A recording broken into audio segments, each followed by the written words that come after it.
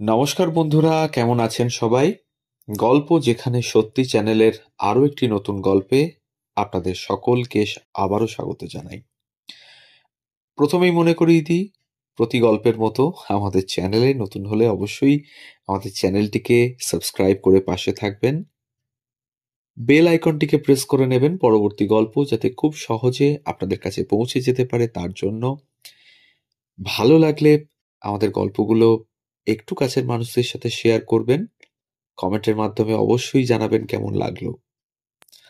আমাদের ডেসক্রিপশন বক্সে আমাদের আগেকার কিছু গল্পের লিংক দেওয়া থাকছে, আপনারা চাইলে সেখান থেকেও আমাদের কিছু গল্প দেখে নিতে পারেন। আজকে বলবো অভিনেতা বলা ভুল, কৌতুক অভিনেতা জহর রায়ের কিছু অজানা তথ্য। ঠিক দুদিন পরে বিশ্বকর্মা পুজো। কুমোরটুলি থেকে একটার পর একটা ঠাকুর যাচ্ছে। কারখানার একদল কর্মচারী ঠাকুর নিয়ে যাচ্ছে লরি করে। তাদের হুল্লোড় ভরা নাচ দেখতে গিয়ে জহর রায়ের চোখে পড়ে গেল একটা মজার দৃশ্য। লরির উপর যারা নাচছে তাদের হাতে হাতির শুঁড়।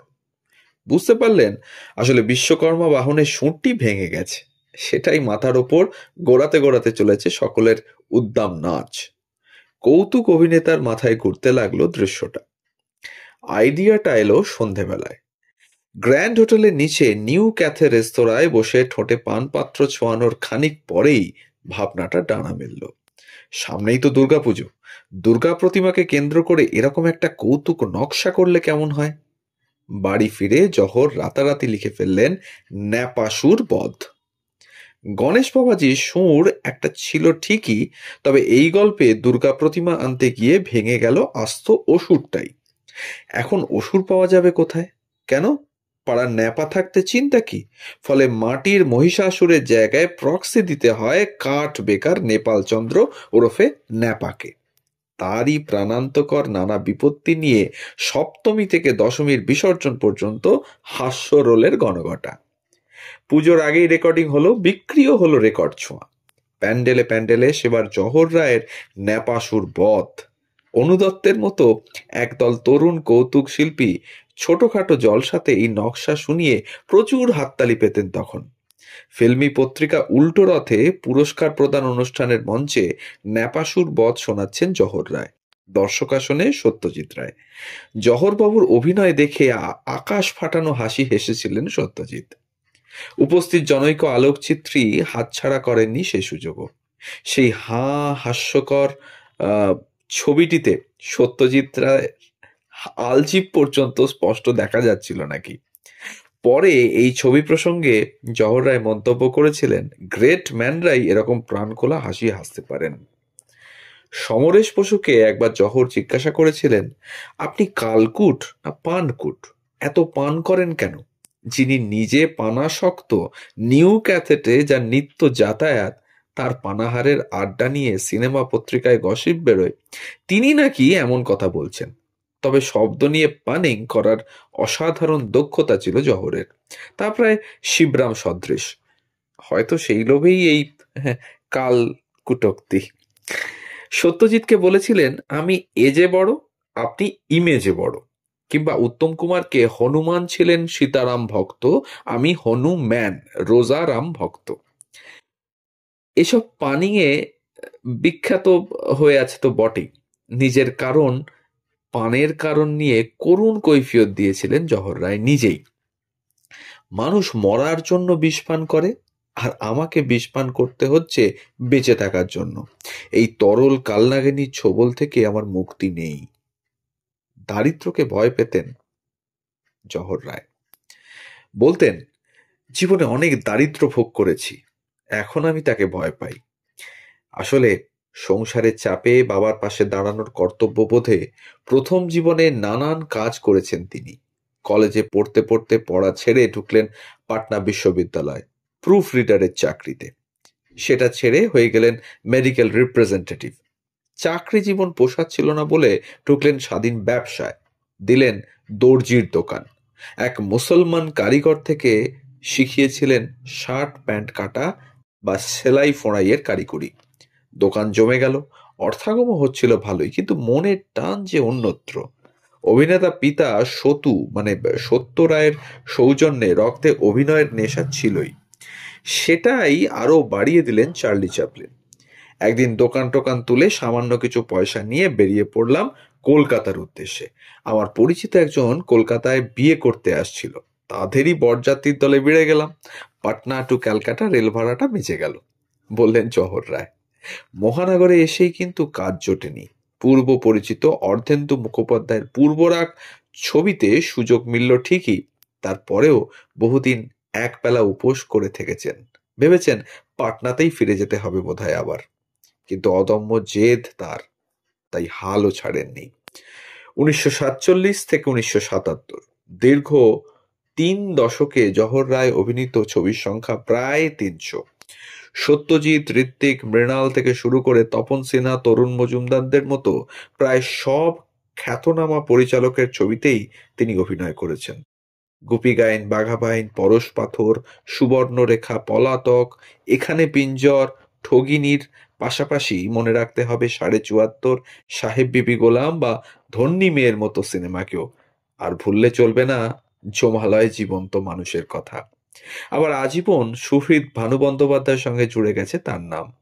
ভানু জহর যেন একটাই শব্দ। দুজনের মধ্যে ছিল গভীরতম বন্ধুত্ব।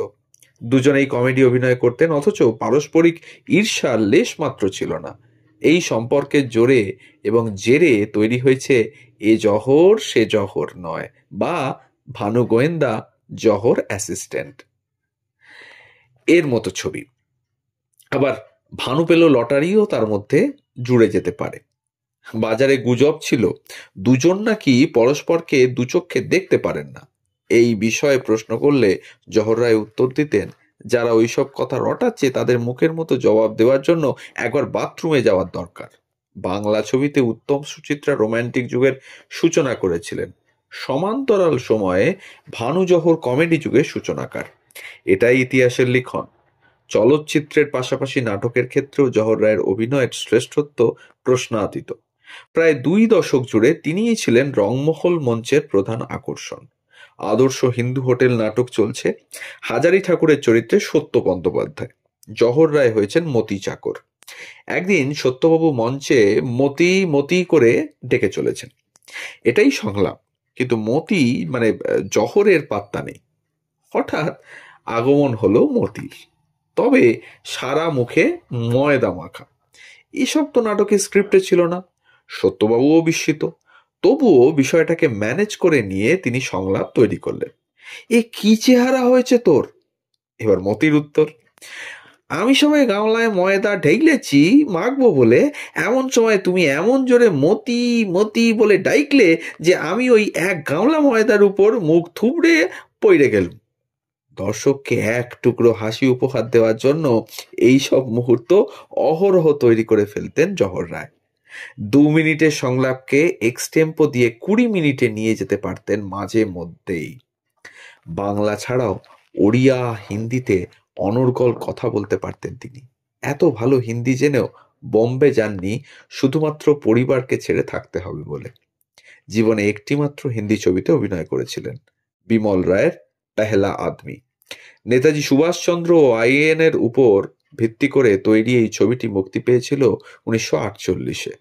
কণ্ঠশিল্পী হিসেবে নচিকেতা ঘোষেরও আত্মপ্রকাশ এই ছবিতে। জহর রায় এখানে এক বাঙালি সৈনিকের ভূমিকায় অভিনয় করেছিলেন। তিনিই লিপ দিয়েছিলেন ডাক্তারি পড়ুয়া নচিকেতার গানটিতে। পটুয়াতোলা লেনের অমিয় নিবাস বাড়িটিতে জহর নিজের অফিস করেছিলেন। অফিস না বলে লাইব্রেরি বলাই ভালো। 2 ঘর জুড়ে শুধুই বই আর বই। নটসূর্য অহিন্দ্র চৌধুরীর থেকে পেয়েছিলেন এই বই পড়ার নেশা। শুধু পড়ার নয়, কেনারও। অহিন বাবার উপদেশ শিরোধার্য জহরের কাছে, বই কেনাটা জরুরি, দরকার হলে নিজে আধপেটা খেয়ে থাকবে, কিন্তু বই কেনা চাই। এমন বই আছে যা তোমার খিদে তেষ্টা মিটিয়ে দেবে। 1919-এর 19শে সেপ্টেম্বর জহর রায়ের জন্মদিন, আর 1977-এর 11ই আগস্ট সকালে সৌমিত্র চট্টোপাধ্যায় একটা ফোন পান জহরের পাড়া থেকে। মেডিকেল কলেজে জহর তা মারা গেছেন। ভানু বন্দ্যোপাধ্যায়কে একটু খবরটা দিতে পারবেন? একটু ইতস্তত করে সৌমিত্রবাবু ফোন করেন ভানুকে।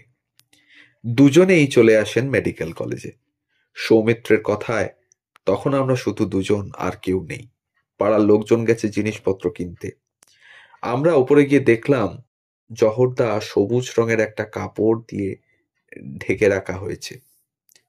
মেডিকেল কলেজ থেকে শোক মিছিল এগোচ্ছিল বিধান সরণি ধরে। বেতুন কলেজের সামনে এসে থেমে গেল মিছিলটা।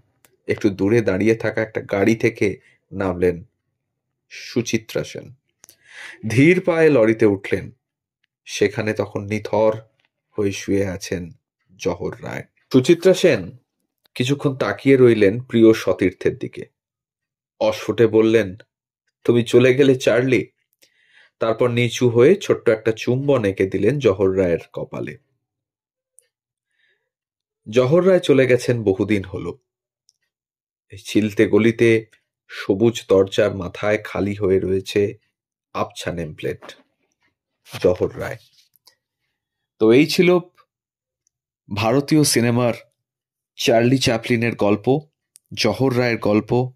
কিভাবে তিনি অভিনয়ে এলেন, কি কি নেশা ছিল তার, বই পড়তে কে উদ্বুদ্ধ করেছিলেন তার গল্প, সত্যজিৎ রায়ের সাথে কিরকম সম্পর্ক ছিল জহর রায়ের, কতটা পানিয়ে প্রসিদ্ধ ছিলেন জহর রায়, তার গল্প রইল আপনাদের জন্য। যদি ভালো লাগে তাহলে অবশ্যই আমাদের চ্যানেলটিকে সাবস্ক্রাইব করে পাশে থাকবেন, বেল আইকনটিকে প্রেস করে নেবেন, আর অবশ্যই একটু কাছের মানুষদের সাথে শেয়ার করবেন আমাদের গল্পগুলো। সবাই ভালো থাকবেন, সুস্থ থাকবেন। ধন্যবাদ।